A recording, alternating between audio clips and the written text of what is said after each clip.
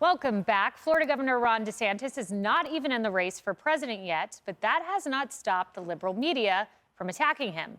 But this time, one MSNBC guest host went as far as to bash my home state of Florida just to take a dig at the governor. In my view, there are 3 states yet you can't really run from if you're trying to win across America.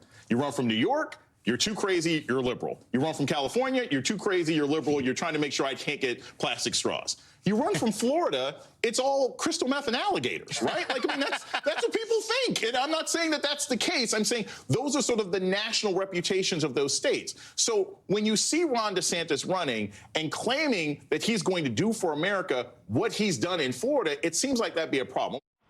Wow, crystal meth and alligators. I know that's why you went to Florida, Lisa. Exactly, Kaylee. That is exactly why I moved to Florida. Crystal meth and alligators. And that's why your family moved there over 170 years ago, right? Yes. But no, look, Florida is #1 in domestic migration for a reason. It's because of the policies of Governor DeSantis, the work that he's done in the state. Hundreds of thousands of people are fleeing to the state. Florida is seeing a 50-year low in crime, as other cities and other states are seeing a surge in crime. That's why he, took to Chicago, New York City, and Philly to talk about that and highlight some of those contrasts as well. And you also look at Florida's #1 economic freedom. How many businesses are moving down to Florida because it's a great place to do business. It's a great place to raise a family. So this guy clearly doesn't know what he's talking about. No crystal meth. Although I do like the alligators, but not the crystal meth. Never done it. You like what the Florida's about. So The Florida. run really fast. I went to the Everglades recently. Wow. That's awesome. That's a fun place to go. super And fun. yeah, to add to the list, you're exactly right. And #1 in new small business formations. I mean, the list goes on, Harris. Florida, people flee there for freedom.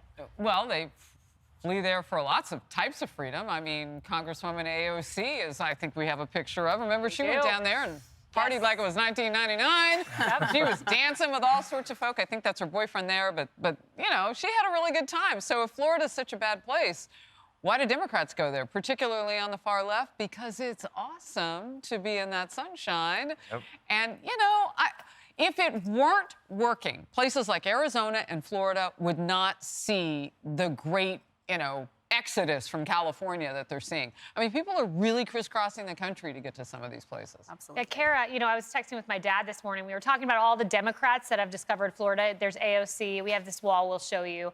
Eric Swalwell.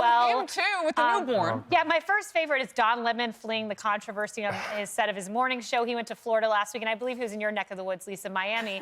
But Kara, my dad wrote back, we discovered Florida 170 years ago when your mom's relatives came there, but all these Democrats love to discover it now, but not appreciate it. Yeah, and especially because Florida is the place where woke goes to die, according to Governor DeSantis, which I love. And the fact that he is representing sort of the new muscular conservatism. We talk about small businesses, right? We need competition. We need smaller businesses to thrive. Like the tech sector is going bananas down there. People are leaving California, going to Miami. Oh, yeah, it's insane. The home of Bitcoin, it's under a little bit of but at the same time, I think people are just really drawn to the entrepreneurship that's thriving there. And then in addition to that, look at what he's done with Disney. And this is the big tech problem that everyone has. So these big oligarchs who are putting their thumb on the scale of what Americans think and what we can say. He took on Disney and he won. So I think, letting smaller businesses thrive, that's what we are. We're competition, we're innovators, that kind of thing.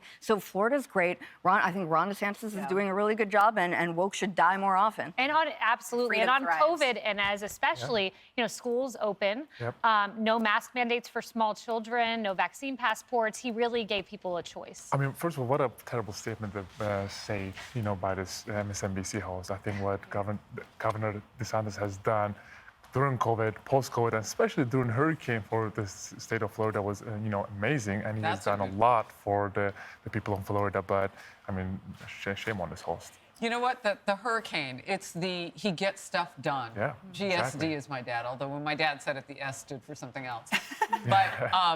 But also Surfside, the condominium collapse. I mean, you saw him there. He put together that group from Israel, the crews that were going to search and get in there and get people out. And I mean, he really has the ability to do that. He does. And unfortunately, Lisa, I don't think this is the last time we're going to hear demonization of Republicans. You see how Nikki Haley's been attacked for her skin color, for her gender. Now Floridians being attacked because of DeSantis. And we saw this in 2016. Republicans attacked as deplorables. Well, and I asked DeSantis about this when I hosted Fox and Friends on Monday, and he said, well, I consider it a positive thing, right? I'm doing something right if I'm being attacked by all these people. But you know, I think to your point, Harris, talking about Hurricane Ian and his response to that, such a good point. Because these kinds of things transcend politics, right? It gets more people on board because they're like, I might not like some of this other stuff, but the guy gets stuff done. Yeah, he built that bridge back to get to Captiva. So quick. Oh, yeah, that's the guy who did that. Exactly. And he won Miami-Dade. Well done. Yeah. Hey everyone, I'm Emily Campagno. Catch me and my co-hosts Harris Faulkner and Kaylee McEnany on Outnumbered every weekday at 12 p.m. Eastern, or set your DVR. Also, don't forget to subscribe to the Fox News YouTube page for daily highlights.